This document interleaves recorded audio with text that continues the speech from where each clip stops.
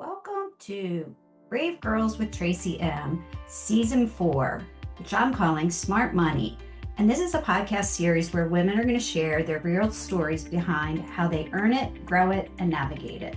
I'm Tracy M, and each week we'll go beyond the numbers to have honest conversations with women who work in the financial services industry about their careers, their challenges, and their personal journeys with money. We'll also talk to women who've written books about money.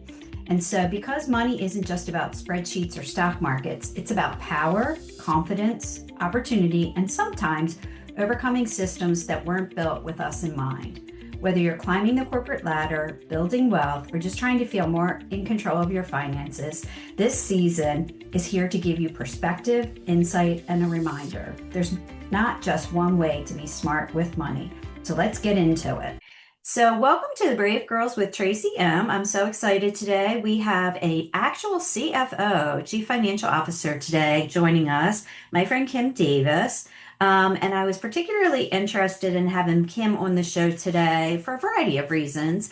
To share her experience as a woman in finance, having risen to sort of the top of the house, as well as some of the things that she's learned along the way on her journey to that seat in the room.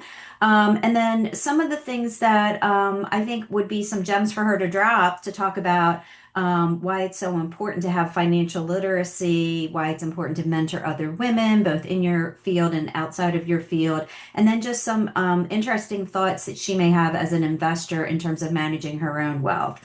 So welcome to the show, Kim. I'm really excited to have you here. I know it's been a long time in the coming that we've tried to get a date, but welcome to the show. Thank you so much, Tracy. I'm excited to be here and be a part of your Brave Girl podcast. Very exciting, and I appreciate the opportunity to talk to your listeners. Great, great. So Kim and I are both in a local women's leadership organization, and that's really where I've gotten to know her as a mentor of other women, as well as a true professional when it comes to finance. So why don't you give our listeners a little bit of background in terms of what even piqued your interest to go into the field, and then sort of what your career journey has been, and sort of the pivots that you've made, and the different progression to get to where you are today. Sure, happy to do that, Tracy. So I've known since the 10th grade I wanted to be in accounting. So I took a accounting course in my high school. They offered it, and I just fell in love with it. It came very easy to me. I was fascinated by it. I liked the black and white part of it. The debits equal the credits. Everything balances. So I've known, for a long time that this is where I wanted to be. And I'm just the type of person that if I'm going to do something, I'm going to do it all the way. So I looked up, okay, what's the top accountant? CFO. I was like, that's what I want to be. And so everything I've sort of done since then has led me on that path. I went to University of Maryland, University College for the undergrad. I did the MBA at Johns Hopkins Carey School of Business, and then went on to become a certified public accountant. All of those things sort of preparing me for that CFO journey. I spent the first part of my career at a large publicly traded biotech company, which was really interested, learned the SEC reporting and all of those skill sets. After that, though, I transitioned into private equity, which was really exciting. So I spent most of my back end of my 20s and most of my 30s in private equity, doing mergers and acquisitions. So a lot of fast-paced, high adrenaline, exciting type of transactional. You work a lot of hours, though. So that was 60, 70 hours a week. You work holidays. The money doesn't stop in private equity. So you're always working. And I would say in my younger days, that was fun. I could do that. In 2020, I was working for a private equity company. They brought me in to help them prepare for a large acquisition. And after the acquisition, the company that acquired us offered me to stay on as their CFO. So that was really a crossroads for me and a big decision that I had to make, whether or not I stayed in that fast-paced private equity world or whether I sort of settled into a company and maybe spend the rest of my career there. So I had to look at a lot of things. Compensation was certainly one, but at that stage of my life, even bigger was quality of life, and how much I was enjoying my life, what was bringing me joy, and where I wanted to spend the majority of my time. And ultimately, I decided to go and stay with the larger company, and it's been the best decision. I have the best quality of life I've ever had. A lot of balance in terms of work and the other things that I like to do. So that was a big crossroads decision. I think it was the right decision for where I was in my journey. Hmm. And I'm just grateful that I had the opportunity and that I kind of made the right call there. Wow, that's really interesting. Yeah, because when I was researching this season for Smart Money, one of the things I looked into was some statistics about women in finance. And I didn't realize that 52% of all of the workers in the finance world are women, but that the Yeah, numbers they really go off a cliff as you get into senior level roles. And that really. It's very unusual that women like kind of rise to the top or whatever. Like you may have the yeah, skill set, you may be the best accountant in the world or the best financial planning and analysis person or whatever your path yeah, may be. But that so few women sort of either stick it out or and I don't know if you think that like the number of hours of working like in private equity is tough, right? yes, It's yes, really tough because their whole thing is they want to do the deal, they want to make the money, or they want to buy the company. I've worked in two companies where we were bought by private equity at the top of the market, and then the market fell out, and yeah, they were not happy because we weren't really a good investment. And so they that's brought right, in all new management, which I was part of that on two occasions to try and get it so that either, they made their money and they could get out, like with, not losing their shirts and so they operate very differently when, they're sort of trying to make their money, right? right, right. Very And true. and even how they kind of start to manage the organization, right? Yes, In yes. order to see the return. But do you think that the finance industry is actually getting better as an industry or a function for women, or where exactly is it falling short, do you think? Yeah. So I think it depends on what industry you're in. I think some industries are making more progress than others.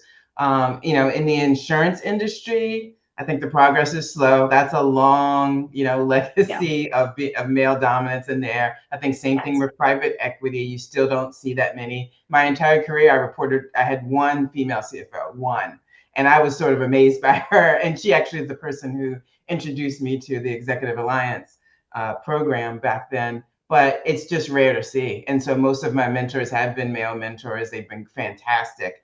But I think a lot of times with women, it's hard to see yourself in a place where you don't see people who look like you. And certainly, Right. in my case, being an African American woman, certainly I'd never seen another. And not that they don't exist, but I hadn't experienced that firsthand. And it does make it more challenging when you're Right. looking at aspiring to be something that you just don't see examples of yourself being in. I think some women don't even aspire to it or see themselves in that because of that example. And so you tend to not Mhm. have that pipeline. I think there's also the unconscious bias that we see Mhm. where people tend to hire people that look like them or that they can relate to. Yes. And sometimes if there's already a male in the role, it just keeps going that route over and over again. So we certainly have a lot of work to do there. Right, right. Um, and then, do you think that sometimes being in financial positions of like a leadership position in finance, that it can sometimes be intimidating to be in, the person from finance coming in and advising people that, hey, this project's not going to get funded, or, we really, the ROI is not there, or, those types of things? Oh, absolutely. It can be. And, in this role, you're not always delivering the news that people want to hear. And that can be the challenge because the numbers are what the numbers are. They don't lie. Right. And it's not always the message that people want to hear, but that you have to deliver it. So I've had to deliver my share of bad news in a room, and it's not a great feeling, but it is what it is. The role of CFO, it's a fiduciary role. You have a fiduciary to the company, to the stakeholders, to the stockholders, to the board of directors, Right. to be producing financial information that the company can make good decisions on. And Hmm. so it's not always the best story, but it's part that comes with the role. And I do think that could be a reason why women might shy away from that because it can be very uncomfortable, especially when you're delivering it to a room or an audience, again, where no one looks like you, and there might not always be sort of a friendly face in the room. I Hmm. think that could absolutely be a deterrent for some women. Right, Right. Well, and I also think that the role of the CFO is a critical role, almost like an objective role to all the stakeholder groups, Yes, right? yes, And so you do have to have that sort of no bias, like you said, like the numbers are the numbers, and yes, like you're the interpreter of the numbers, right? And that's having to correct. explain it to a lot of different stakeholders, because you've got, like you said, the board. You've Yes. got the, management committee members, you've got the Mhm. customers, you've got the other employees, and so and the sales department and Yes, all the different functional areas that have to understand the investors, right? That yes, the analyst on Wall Street that cover you when you're publicly traded, that's right? And right. then Mhm. all the regulators that you're being regulated by, and then your external auditors, and so you have to Yes. be able to have relationships with all those different audiences, right? Absolutely. And they all have different agendas and different, strategies and things that Yes. they're working or desiring to achieve. So being able to manage through all of that. Mhm. Yeah. How do you stand tall and firm in your and like confident in your not only functional knowledge, but like almost like unquestionable um your abilities, I guess is what I'm trying to get at. How do you like pull Yes. yourself together to just be like, because I'm sure it's challenge, like you get challenged just Oh, by the nature of absolutely. the role, but like you Mhm. said, like how you look and the assumptions Exactly. that people have of you of being a woman of color, like things like that. Yeah, I can remember in private equity sometimes walking to these rooms, all white men and New York on Park Avenue, very intimidating. And you could tell when I walked in the room, like the conversation just kind of stopped. Like, wait, what's going on? And there's like this curiosity that I could kind of sense. So like, oh, and I use that. I use that to my advantage because now I have their attention. So it can be an advantage to not look like everyone else Hmm. because people kind of you get their attention. Whereas if you walk in and you look at everybody else, people are like, oh, okay, here comes another CFO. And so I used that because I knew I had that at their attention, and I was like, okay, they're listening because they're curious. They've not seen someone that looks like me in this role, so let me just kind of show them. So I use that to my advantage, and I would say, I think back to we do the strength finders every Right. year with executive lines, and one that always comes up for me is the self assurance one, and that's what gets me through the ability that I have to sort of provide myself with that self assurance and not necessarily need the external validation. And that wasn't always there. That's something you build over time, right? And that Yeah. comes through both successes but also failures. Because with failure, you learn so much more. And the biggest thing that you learn is that you're going to be okay, right? We tend to look at a failure as, oh my goodness, this could be career ending, or we say things like, oh, I'm gonna die. Like we think it's this big dramatic thing, but then when we actually go through a few failures, we're like, oh, nothing really happened. I didn't die. I didn't lose my job. People don't hate me. Um, and that in itself can start to build a little bit of confidence that, okay, I can fail and I can come back at it again. I can recover. And once you build that confidence that reduces that fear of failure, I mean, you're never going to be completely free of the fear of failure. But if you can minimize it where it's not an obstacle and it's not in your way and it's not a barrier, like that starts to build that self-assurance that, you know what, I'm going to go into this boardroom. I'm going to handle this presentation. I'm going to deliver this news. And however it goes, I'm going to walk back out and I'm going to be okay. And tomorrow I Right. get to, if it didn't go well, I'll course correct the next day or the next chance that I get, because there's always a next chance.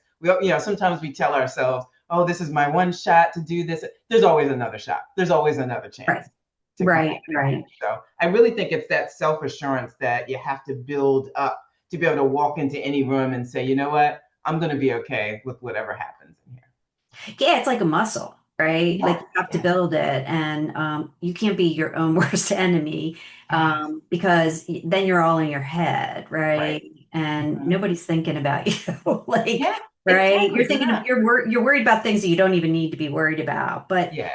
how over time, like, because you've been doing this for a long time and in this functional role in different organizations, how do you manage your stress? Like what's your Um, like release valve for you? Yeah, that's such a good question. So I'm a yoga teacher. So yoga is my thing, and that helps give me the balance.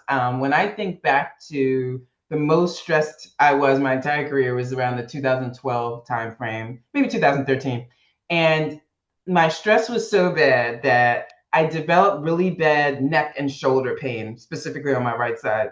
And it would get so bad that some days I couldn't turn my head. And I kept going to the doctor and I got MRIs and all these, things. And they were like, there's nothing wrong with you. And I'm thinking, oh, I must have like a slipped disc or something in my spine. Right. And my doctor's like, it's stress. And it never occurred to me that stress could show up in the physical body that way because I was in so much pain. And when you think of stress, you think of mental. You don't really think about that connection to the mind body and how it might be showing up Right. physically. Right. And my doctor told me, she's like, you need to go do yoga or something because you are very stressed out, but there is nothing I can help you with Right. because there's nothing structurally wrong with you. And so I went to a yoga class, fell in love with it right away. The Hmm. breathing techniques, you've seen me do some of the breathing techniques Yes. in our sessions, and just what taking a moment out to do some breathing, how it like not only calms your mind, but you can feel it in your physical body. You can feel the Yes. muscles start to relax. You can feel the tension start to come out of your neck and shoulders or wherever you hold your tension. Um, so yoga has been a big stress relief for me. Also traveling. So traveling is my thing. I take, vacations on a regular basis. And really when I go on vacation, I turn completely off. There's no hauling my laptop with me. A lot of times I don't even bring my work phone with me. And I really disconnect when I am away. And that is how I recharge and refresh. I think self-care is just a huge thing. You won't be able to get rid of work stress. It just is going to be there. There's just not much you can control unless you maybe change your environment. But for me, it's more about what I do outside of work than actually trying to make work less stressful, if that makes sense. Oh, it totally does. Yeah, I love seeing your trips. You Yeah. go to the most exotic Yes. places and like Yes. have the most amazing Yeah. experiences. The So, further away, the better, I find. yeah, yeah. I mean, good for you. Good for you. So talk a little bit about how you gained confidence in your ability to negotiate for your Mm, worth, because yeah. that is so impressive to me that not only have you done it for yourself, but you now teach that to people, Yes. Yes. right? And women in particular. And I've gone through your session a couple times. It's so powerful. Like you've got a way of explaining it that, I mean, I've seen people come back and say, I did what you told me to Yeah. do and I got Yeah. it. And I was Yeah. shocked, and you're Right. like, well, you shouldn't be, Yes. right? Yes, that's so rewarding when I get that feedback from that workshop for sure. And just like everything else, it was a journey of failures that I learned from each time along the way. And the confidence comes from actually doing it. And again, the worst that you think is going to happen doesn't happen because Mhm. we're so afraid of negotiating because, well, what if they pull the offer back? What if they're offended? What if they think I'm greedy? What if I'm asking for too much? And what if I get, what if I lose it? Or sometimes we're just so happy to get the offer, we'll take whatever they're offering, right? Right, But it doesn't happen. I don't know of any examples where someone has tried to negotiate their compensation reasonably and they lost the opportunity because of it. By the time you're in that offer and negotiation stage, they want you. They've selected you out of their group of candidates. They're not going to want to start over. And right, I tell people the confidence comes from knowing and understanding how much leverage you have. And that's where the research comes. You have to do your homework. How long has the role been open? What unique skill sets do you bring to the table that they haven't been able to find anywhere else? Right? right. All of those things will determine how much leverage you have and therefore how much room you have to negotiate. So you got to do your homework. That's going to help you build that confidence when you enter that negotiating Yeah, table. because I think I remember, and I know this just as being a hiring manager, there's always a range, Yeah. right? And Yeah. there's always like things that you can ask for that they may not initially put in your offer, like ask for an extra week of vacation, like things Yeah. like that that really don't cost them a whole lot of Right. cash outlay Exactly. that if that's important to you or in my current job, the recruiter even said that to me afterwards. She said, Tracy, you should have asked for an extra week of Yeah. vacation we would have given Hmm. because you're so seasoned. And I was like, Exactly. darn, I didn't I even. almost always do that. Yes. Yep. Yeah, yeah. Well, Yeah. especially if you've been in the workforce for quite some time and you change Yeah. organizations, right? And you don't Yeah. have that tenure Right. that you has built up over time where just by seniority you get 5 weeks of vacation or some crazy number, Yeah, right? And exactly. so you shouldn't just accept 2 weeks of vacation, right? Like that's for a junior person. Exactly. Exactly. Yeah. What are Yeah. some of the other things that you teach in that class? I'm just trying to think through. Yeah, so knowing your leverage is one, operating based on facts versus just feelings, right? And that comes into play more so when you're in an existing role and you're negotiating your annual increase or for Right, a promotion, because a lot of times our feelings are involved. We're very attached to the work we're done. We're proud of the work we're done, and we kind of go in with, I think I should be paid this. It's really again doing your homework, knowing what the market is for the role that you are negotiating for, and just making sure that you're able to present those facts. And mm, it's not just a conversation about your feelings and what you think you right. should be paid. The more that you have the facts and the data, the stronger your discussion will be able to be. Right, right. So I'm going to pivot for a little bit and talk about your like desire and experience mentoring other women and why you feel so passionately about that. Because I think you're good at it, and I watch you as you mentor folks, and I see them blossom under you as their mentor. So talk a little bit about that and like Sure. why that's like a big part of you. Yeah, thank you. Yeah, I'm super passionate about it because I've often said I don't think I would be where I am right now without the mentors that I've had. I've had the benefit of some really great mentors throughout my career, both male and female, probably even more on male. And so for me, it's about giving back. And I went through the Executive Alliance Mentoring Program back in 2015, 2016, and it was transformative for me. So I particularly make sure that I am giving back through that particular program because Right. that is the program that I feel is the reason that I'm here today, or one of the biggest reasons that I'm here today. And just by telling our story, the impact that we can have on others. And people think mentoring has to be like you have to have some special skill or qualification, or you have to have done everything perfect in order to be a mentor. And you don't, because they can learn from all the things that you didn't do well. They can learn more from all the things that you failed at. And that's why, again, that negotiating compensation, I always started with I'm not qualified to lead this because I've done this well. I'm qualified to lead this discussion because I haven't. And here's all the things that you can learn that I did wrong that now you don't have to make the same mistake. And I think that if you think about mentoring that way, for anyone out there who's thinking about doing it and maybe feel intimidated by it or think that they don't have anything to offer, think about the things that didn't go well and how you recovered from it, how you pivoted, and think about how someone else could benefit from that story. But we always say we get way more out of it as mentors than I think the mentees get sometimes too, because just seeing them grow, seeing them blossom, like I just get so much from that. It just feels good. And it doesn't cost you much, to be able to do that. I agree. Yeah, I did it, I think 2 years. And then I ran the program with Natasha Horton for Yeah. 1 year. But yeah, to meet them from the beginning and then see them at graduation and the level of confidence that they get. And I think it helps to have somebody that will listen to you and as you're going through whatever it is that you're going through, that is an objective third party, which Yeah. we are as their mentors because we're not at their companies. We Mhm. may not even be in their same functional role, but we've sort of got the battle scars of being working women for Mhm. decades. And so just having somebody that they can turn to listen and, mirror back to them.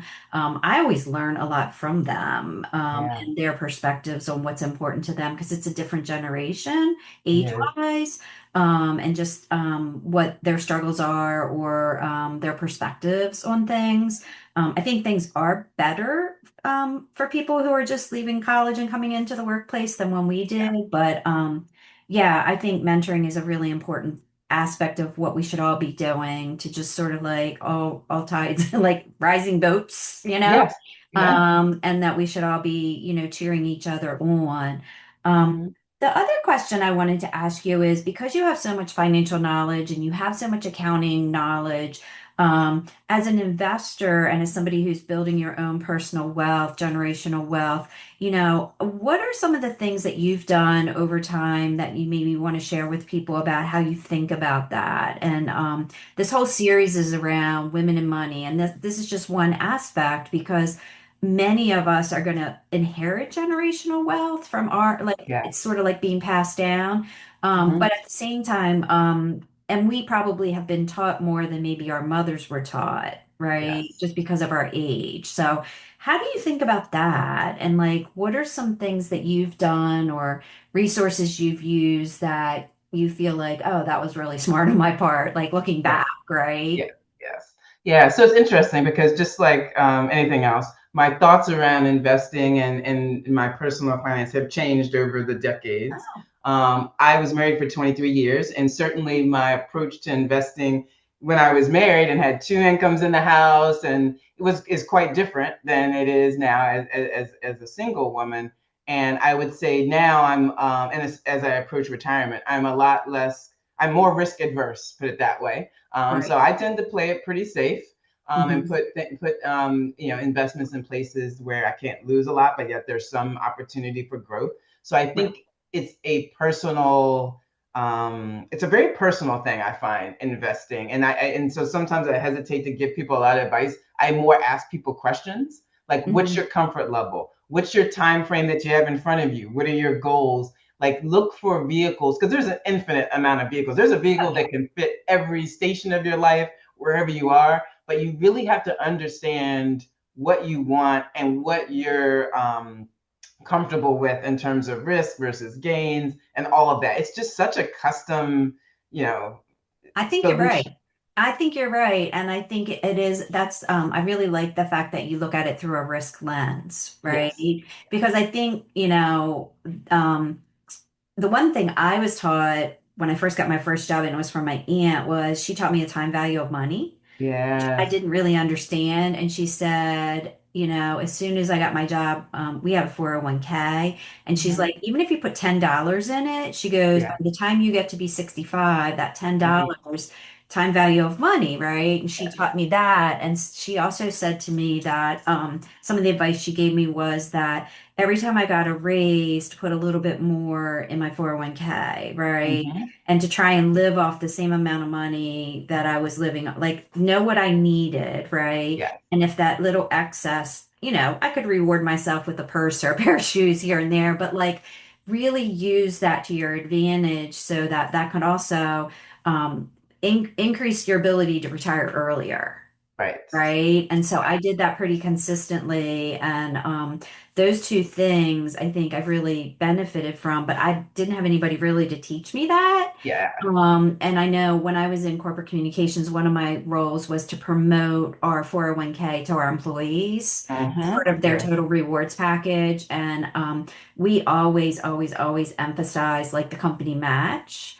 And Yes. it was like free money and It's free like money. and Mm-hmm. that was the thing that I also had benefited from, but like I always wanted even like the entry level people to put just something in there to get that match, right? And I Exactly. was like, you'll be surprised when you get your statement at the end of the Yep. year Mm-hmm. how much you've built up. And then if you stay with the company and you get fully vested in the match, that's like free money, right? Exactly. That Yeah. so I do think that it's important for all of us to have like financial literacy and to kind of seek out, like I have a financial planner now, which I didn't have before. Just Mm-hmm. that because I went to him like 10 years ago, I'm like, I don't even know if I have enough money to retire. And Right. so because I had things everywhere, right? Yes. And there Mm-hmm. was like, and I was like, I'm willing to pay a fee to consolidate everything so I have one statement so I can see on one statement Mm-hmm. like how much I have, Right. right? And then how Yeah. much do I still need to save each year because I don't want to be eating ramen noodles, right? Like, Exactly. and I If we want to work take way too those hard trips. for that. All right, and I want to take one of those exotic trips like you Yeah. take. Yeah, yeah. So for me, so 401k is absolutely one that I tell people to start maximizing that because that's free money. The other thing I am a big believer in is life insurance policy and building cash and wealth through there. So in like index life insurance policies, IULs, Right, there's a lot of tax benefits to growing money through there. They're typically tax free if you stay within a certain range, and that's how you can also build that generational wealth. right, So that's a big one. And then also just smart use of credit. Like one of the things that I really enjoy is using credit for two reasons. One, the rewards. And Yes. I consider myself the amount of rewards I get and how I strategically use these rewards cards in terms Mhm. of free hotel stays, free flights. I mean, it's just even that lot. Sometimes I just cash them in for gift cards for things. Sometimes at Christmas. I mean, it's just for using money that I would normally spend. So I try to pay almost all of my bills through a credit card that I pay off every two Yeah. weeks. But just running it through there and reaping the benefit of these rewards, I almost don't want to make any purchase, certainly no purchase of large size, if I know if there's no reward coming back on the other end of it. Um, and then Hmm. also just keeping the credit score. Like I can't emphasize enough people keeping their credit score up. It opens doors and it can also close some doors. And Yes. ultimately, having good credit a lot of times gets you the best deals and the bet you're able to negotiate. It goes back to leverage. You can negotiate when you have really good credit too. And I think I worry a little bit when I talk to the younger generation that they don't see the value in credit scores anymore. Like that's just not being talked about enough with the younger folks. So, any opportunity I get, I say you got to learn how to keep your credit score in a good place. Yeah, I'm a recovering credit and collections analyst. So I have, seen what happens when you don't have a good credit score Yes. and what Hmm. doors get shut and really even monitoring what your credit score is. Hmm.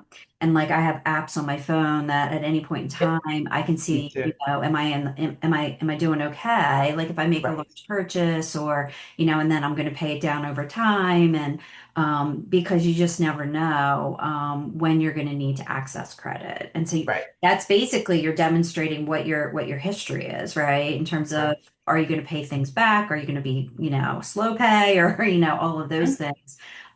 And so I think you're right. I don't hear people talk about credit scores as much as they should. And that is another important one. So, and again, that's just all part of financial literacy. Yeah. Right. And I know I listen to a lot of podcasts that are produced by women for women about money. Hmm. And I follow a lot of the women who maybe they've been brokers or, they've got their Series 6, Series 7 license to, be financial planners. And there's a lot of really good information out there, a lot of really good books that they're writing about women and money. And, so many women outlive their spouses That's or right. end up Mhm. being widowed or divorced or whatever. And so we live longer. So it's really important that we understand that as we kind of go through life, that we may be the sole provider for ourselves at multiple points in our life. Absolutely. Hmm. Right. And so, and also some of the statistics that I came across basically talk about how women are the CFOs of their households That's right. Hmm. predominantly. If you think about people that have kids that have to pay for, their soccer practice or their tournaments or, making sure the grocery bill gets paid and all of those things. And so I think sometimes by default we become a CFO, Right. It's very true. Very you true. know. So my finale question is always, what's the bravest thing that you've ever done and how does it inspire and motivate you today? Oh boy, that's such a good question. So I would have to say it's back to negotiating compensation. So I think about when I received an offer for my first C-suite role, which was the role with Versant Health. At the time, it was a chief accounting officer role, and that was the dream to get to the C-suite, right? And I remember it is the most heavily negotiated offer I've ever done. Hmm. And it took a lot of confidence for me to do that, knowing that this is a role I really wanted Right. and being brave enough to still stand for kind of what I knew I deserved, what I knew I was worth. I knew that I had a lot of leverage in that role. Hmm. And so I was able and had the courage and was brave enough to be able to negotiate that to get what I wanted out of the role. So I think that stands out to me as probably the bravest thing I've done in my career. I love that for you. I love that for you. And I love the fact that because of that experience, you now are helping other women better position themselves using the tips and tactics and techniques that you develop. But I agree with you. I think it's the data and the facts and it's Yeah. the Hmm. numbers. I Right. mean, the pay range is the pay range for those chief accountant officers, right? It doesn't matter what Right. industry you're in. And then it's even narrower when you get into the industry, but knowing your worth, knowing the value of what you bring to the table, the fact that it takes you less time to pull the income statement and the balance sheet together than Yeah. somebody else is irrelevant, right? Right. Right. it's that value that you bring because of all that experience that you have. And so I really appreciate you sharing sort of your perspectives on what it's like to be sort of at the top of the food chain there in the finance world, in a highly competitive type of a company, really, honestly. And I know you've worked really hard to get there. And I think you're a role model for so many people inside finance and outside of finance, right? Of what's possible when you really get dedicated. And I'm glad that you found yoga to help manage your stress because now you're teaching that to people too, Yeah. right? And I'm Yeah, sure that absolutely. that brings you joy too, It that does. not only can you move your neck now, but you can help other people move their neck. Yeah, exactly. Exactly. Yeah. Well, thank you, Tracy. I really appreciate this. This was so much fun. Always a pleasure chatting with you. Yeah, same to you. Thanks for listening to this episode of Smart Money. If you've enjoyed this conversation, be sure to subscribe, leave a review, and share this episode with someone that you think needs it. These stories matter because the more we talk openly about money, the more we normalize women owning their financial journeys and shaping the future of finance and the world. You can find show notes and more episodes and connect with us on social. Until next time, remember, being smart with money isn't about having all the answers. It's about asking better questions. So these were real stories, real money, real power, because financial confidence starts with these conversations.